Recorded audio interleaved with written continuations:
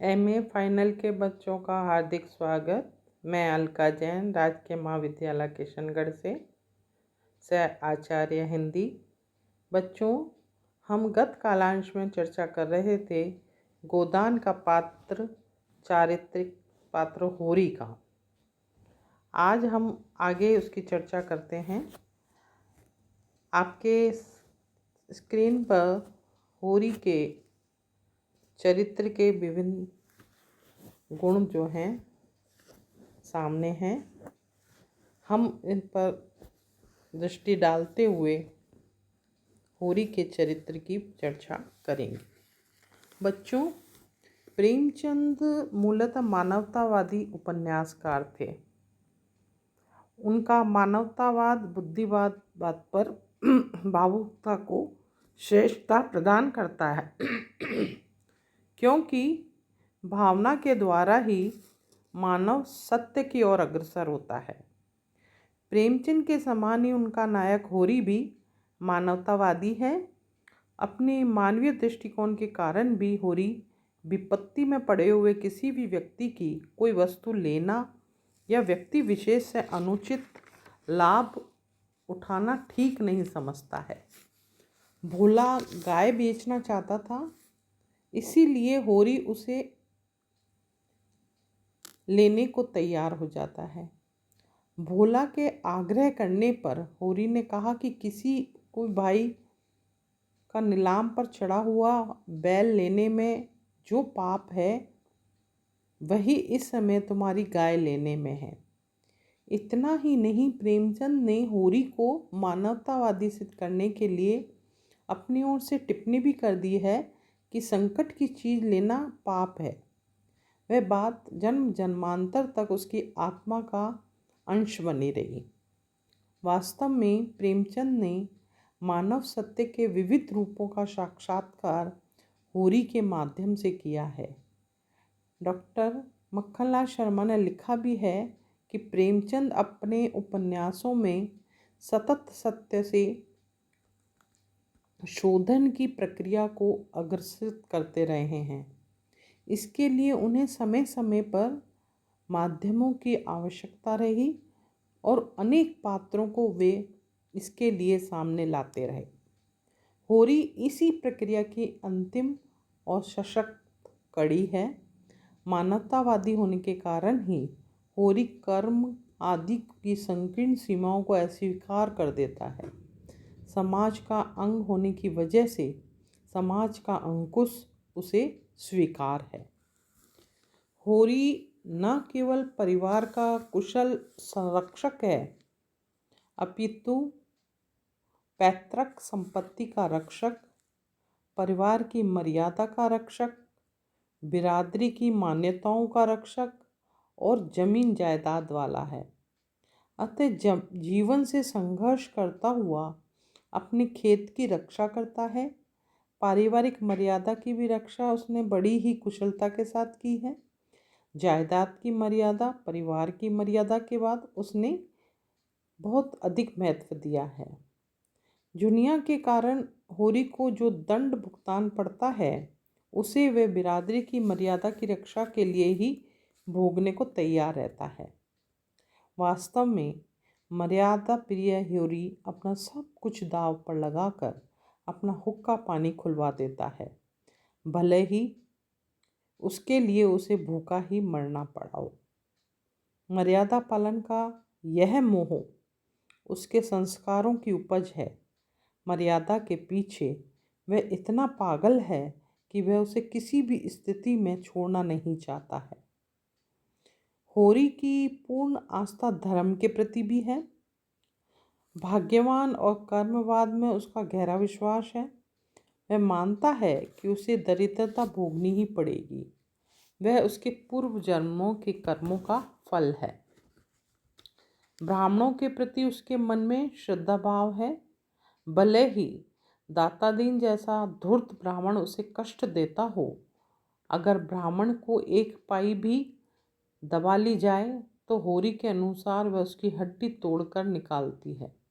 अपनी इसी ब्राह्मणवादी आस्था के कारण होरी दातादीन की पाई पाई चुका देना चाहता है। कर्मवाद की दुहाई देने वाला होरी भगवान की लीला को सबसे बड़ी मानता है और ईश्वर की आलोचना करना अधार्मिक कर्म मानता है।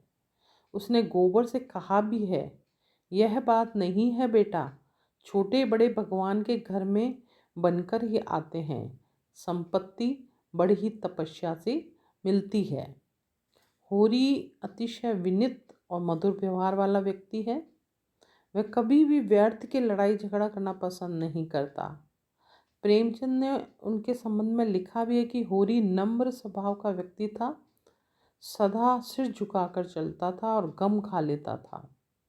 होरी राय साहब, मेहता, मालती, पंडित नौखेराम आदि सभी के समक्ष प्राय वह विनयशील बना रहा है। मेहता और मालती के प्रति उसका व्यवहार न केवल विनयशील है अपितु स्नेहशील भी है। वास्तव में विनयशीलता होरी के शील का गौरवपूर्ण पक्ष है। मधुरता उसके चरित्र में कूट कूट के भरी हुई है। वह विनोदी भी है और अपने मधुर व्यवहार और विनोदीशील स्वभाव के कारण ही वह अपने संकटपूर्ण जीवन में संतुलन बनाए रखता है। होरी के चरित्र में श्रृंगार जनित सरसता का भी अभाव नहीं है। वह दुलारी, सौवाइन तथा मनौरी से विनोद भी करता है। होरी धन का स्वामी नहीं है, किंतु त्याग का स्वामी अवश्य है। उसकी त्यागशील वृत्ति का सबसे बड़ा प्रमाण वहाँ मिलता है जहाँ होरी कह दें तो भोला की खुशामद करके तथा विवाह करा देने का सब्ज बाग दिखाकर उसे गाय उधार देने को राजी कर लेता है। पर जैसे ही उसे मालूम होता है कि भोला चारे के अभाव में गाय बेच रहा है तो वह त्यागशील हो जाता है। परिणाम स्वरूप उसे मुफ्त भूसा तक देने को तैयार हो आता है और गाय लेने को इनकार भी कर देता है। बड़े यत्न से बचाए गए भूसे को होरी बिना किसी हिचक के भोला को दे देता है। होरी और पुनिया के लिए भी होरी का त्याग उल्लेखनीय है। होरी अपने ढंग से दक्ष भी है। उपन्यास के में जो है होरी की दक्षता देखी जा सकती है। होरी राय साहब को प्रसन्न रखने का प्रयास भी करता है और उसके कारिंदे को अनुकूल बनाए रखने का भी प्रयास करता है। धनिया की तुलना से वह अधिक दक्ष है। होरी को पवित्र मन वाला कहा जाए तो कम ना होगा। वह दूध का धोया हुआ पात्र नहीं है। उसके चरित्र में तमाम चारित्रिक दुर्बलताएं भी हैं जो एक गरीब किसान में हो सकती हैं। वे धनिया को खुश करने के लिए यदा कदा झूठ भी बोलता है। केवल 2.5 रुपये के लिए अपने भाई बहनों से बेईमानी भी करता है। 20 रुपये सैकड़ा बांस बेचकर भाइयों को 15 रुपये सैकड़ा बतलाता है और महाजनी से भी झूठ बोल लेता है।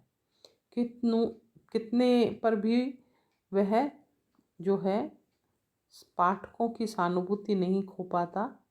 आम तौर पर अपवित्र मन वाले व्यक्ति से हमें घृणा होने लगती है, किंतु होरी से यहाँ सहानुभूति होती है। इसका कारण है कि होरी की अशुचिता का कारण परिस्थिति प्रेरित है। वास्तव में होरी परिस्थिति से प्रेरित होकर ही मिथ्या भाषण करता है। उसके मन में किसी के लिए कोई छल कपट नहीं है। वह इतना निस्वार्थपूर्ण है कि उसका झूठ भी पवित्र दिखाई देता है। उसके इसी गुण के जो है कारण वह बहुत ही निश्चल और पवित्र मन वाला भी कहा जाता है। होरी के चरित्र में स्थिरता और दृढ़ता का अभाव नहीं है। होरी जितना दृढ़ है उतना ही शूरवीर भी है। यद्यपि वह कहीं भी शूरवीर के रूप में दिखलाया नहीं गया है, फिर भी वह कायर नहीं है। राय साहब के ललकारते ही वह प्राणों का भय छोड़कर खान की कमर पकड़कर ऐसे अड़ंगा मारता है कि खान चारों खाने चित जमीन पर आकर गिरता है।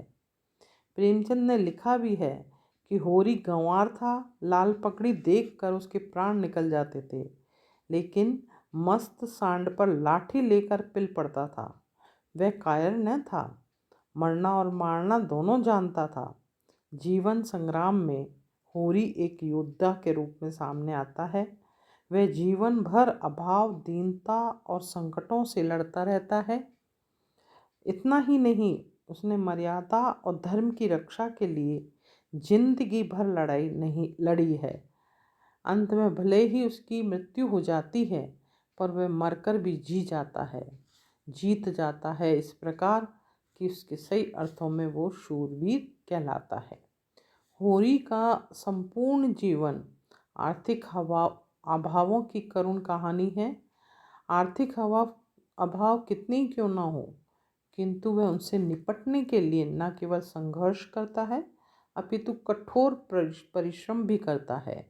उसने संघर्षमय जीवन में इतना परिश्रम किया है कि वैसा परिश्रमी पात्र उपन्यास में कोई दूसरा नहीं दिखाई देता।